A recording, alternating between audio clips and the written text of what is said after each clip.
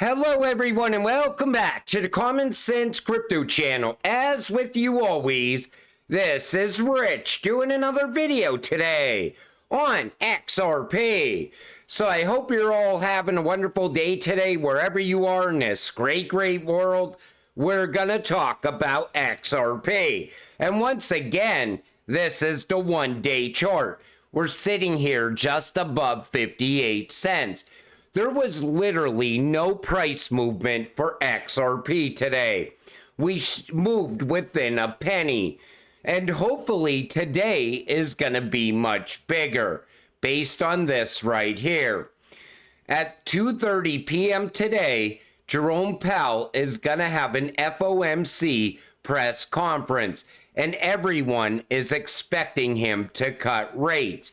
Now, if he cuts rates and doesn't talk about a recession, there's a good chance Bitcoin can really start to take off, taking the rest of the market with it. That will also lead us into alt season. And even the Bitcoin maxis are saying that this cycle is playing out quicker than they thought. They're expecting Bitcoin to top out sometime around the middle of December. So by then, we will be already deep in alt season for these altcoins. And if everything's playing out like people think, because I'm not a chart guy, you can't call the charts 100%.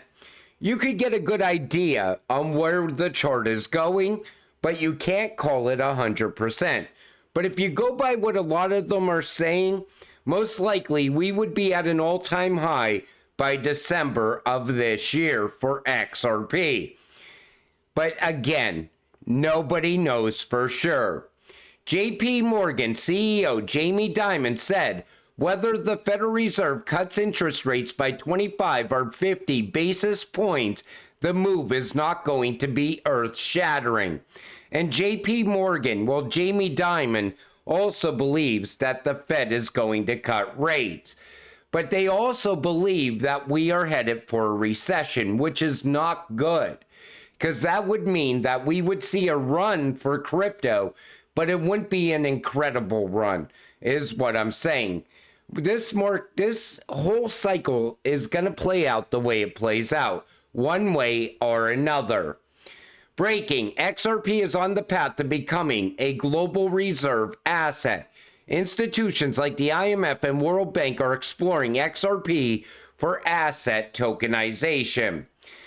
Now, this comes from the Robin Hood of Wall Street. Take a listen to what he says here. This system is going to be the universal one world, new world order system. Currently, we're almost done. And please look, what I'm about to say to you here, all right, specifically this last part right here.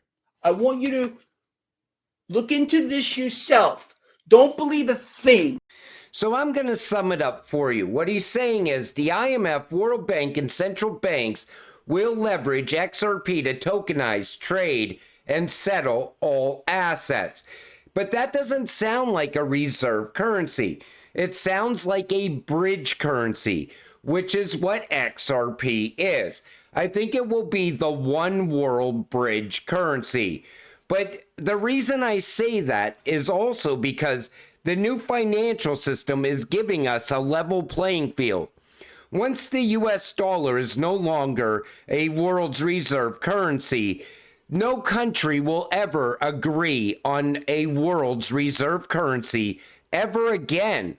They want a level playing field.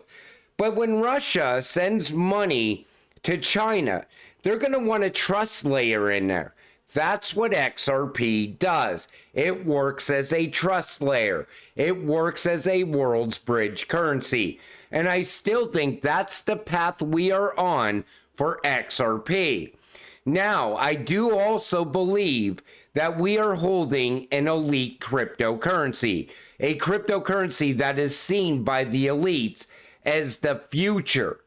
They could not even have a great reset, a new digital financial system without RippleNet and XRP. And look at what Ripple is talking about once again. Stablecoins combine the speed, security, and efficiency of blockchain with the trust of USD. As cash use declines, more are turning to stablecoins for fast, secure, low-cost payments. Get the latest on emerging trends in stablecoin payments. Stablecoins for cashless payments. Because Ripple knows we are headed towards a cashless society. Their technology leads us into a cashless society. But that's the direction the entire world is already going in. We've been put on this path years ago. And stablecoins are going to open up a lot of doors. You know, even anybody you talk to, if you don't mention CBDC and you say to them, what do you think of stablecoins? What would you use a stablecoin that is backed 1-to-1 in US dollars? Most people would agree to use it. And if you give it a fancy name, they'll want to use it even more. But if you call it a CBDC, nobody wants it. Because now everyone knows what a central bank digital currency is. But it's nothing more than a stablecoin. So it makes sense for Ripple to be going in this direction. Because stablecoins are the future. Charts don't lie. Top pundits buys a lot of XRP. Says never in a million years thought I would. So again, another Bitcoin maxi is buying up XRP. The smart Bitcoin holders are starting to push towards utility. They're starting to see the direction that we're going in. Other Bitcoin maxis cannot see beyond Bitcoin. But all it ever was a beta test coin. It's propped up by fake value, fake tether. And the smart people are starting to realize that the future is XRP, XLM, XDC. And we're going to see more of this happen, especially once XRP takes off. Because once it takes off, all of a sudden, everyone will believe it will be the world's bridge currency. It's only a matter of time. It's going to happen. Now, remember this roundtable meeting where you see Ripple and Stellar meeting with Nellie Lang, Under Secretary for Domestic Finance? Well, take a listen to this right here.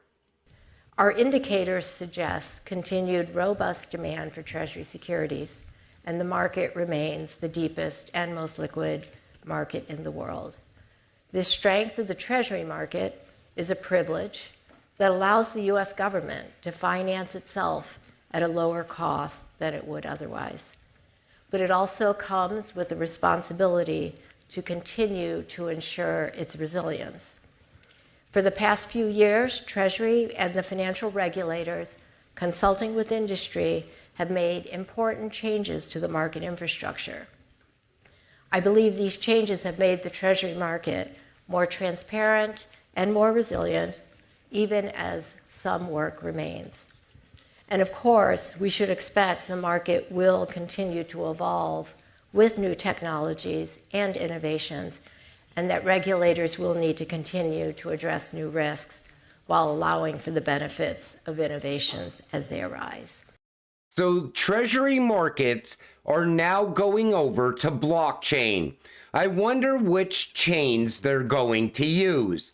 Now you're starting to see why Ripple and Stellar always have a seat at the table. It goes much deeper every single time. You've seen Ripple meeting with the IMF, the BIS, ECB, and then you see how the IMF and the BIS and the ECB talk about Ripple, implementing it inside of central bank digital currency infrastructure. That's the path we're on. We are pushing into the digital age. Trump says Barron knows so much about this crypto. He's got like 4 wallets. Now, honestly, do you give a shit that Barron holds crypto? Because I really don't. You know, it was like back in 2022, before the fall of FTX, everybody was saying, oh my God, look at these celebrities talking about FTX. And we see what happened next. Now, I'm sure Trump knows a lot about crypto. I'm sure people have been informing him along the way. He definitely knows what Ripple is. He was meeting with them back in 2018. And one thing I noticed is that when Trump talks, he always separates crypto from Bitcoin. And I think there's a much deeper reason for that. We just don't know what that reason is yet. If you are a single issue voter, keep this in mind. Donald Trump used the XRP tip bot back in 2019. Now, I'm sure Trump did not put the tip bot up there either. But Trump knows what's going to make the US dollar better, and it's definitely XRP. It can fix the entire current financial system. What do you think would strengthen the US dollar? The fact that we can move it around the world in a matter of seconds instead of a matter of days. Plus, he knows a lot about finance. He knows what SWIFT is. He knows it's outdated. It's over 50 years old, and it's in need of a massive upgrade. Again, what fixes SWIFT? RippleNet and XRP. So I'm sure when he's talking about crypto, he's talking about what can fix the current financial system. A clearinghouse failure would be a triple black swan event. Take a listen to Carolyn D. Pham, the CFTC commissioner. As systemically important financial market utilities. That includes clearinghouses for the most part. So we have been, and we still are, the primary regulator of the largest clearinghouses in the world. And so we're a clearinghouse to fail. That would have a cascading effect that would be like a triple black swan event for the financial system. And that's why one of the key aspects. So she says it will be a triple black swan. United States Clearinghouse presentation cites Ripple and Stellar as solving cross-border payment challenges. Again, you see it tied to Ripple and Stellar. They are trying to prevent the next black swan event. And at the same time, they're upgrading from legacy systems into new digital systems all along the way. All roads lead to Ripple and Stellar. XRP added as a payment option via Surfy in South Korea. So now you're starting to see why South Korea absolutely loves XRP. Picture this, you're at a cafe in Gangnam District and you just paid for your coffee with XRP. Fast and seamless. So they're using XRP for payments over there as well. That's why they're stacking it and buying it up off the exchanges. Ripple chairman Chris Larsen moves 50 million XRP for the first time in 11 years. You know, nobody knows what he's doing with this 50 million XRP. Some people even thought he was hacked. But everybody's speculating on it. He had to move that XRP now. He's getting ready to settle up with the SEC. Other people said, no, he's donating to Kamala Harris. But nobody really knows for sure why he's moving all this XRP all of a sudden. But you take notice how speculation grows, and then all of a sudden people create narratives around it. That's why I always wait until the facts come out. I'm sure over the coming days we'll find out what Chris Larsen did with that 50 million XRP. But in this video, I showed you why Ripple and Stellar always have a seat at the table. I showed you how XRP is going to evolve and become a world's bridge currency. Because that's what it is. That's what it was designed to be. It's not going to be the world's reserve currency, though. I think once the US dollar is no longer the world's reserve currency, we won't see a new world's reserve currency for years. Because no country wants to be the victim of bullying like the US has been sanctioning this country and that country. And other countries paid attention along the way. But they will all agree to use something like XRP. And that's why I said it's just a matter of time until XRP really starts to move in price once utility starts driving the price of XRP. But until it happens, you gotta stay patient, stay positive, and let's get rich together. With that said, I'm gonna wrap up this video. I wanna thank you all for watching. I appreciate all of you.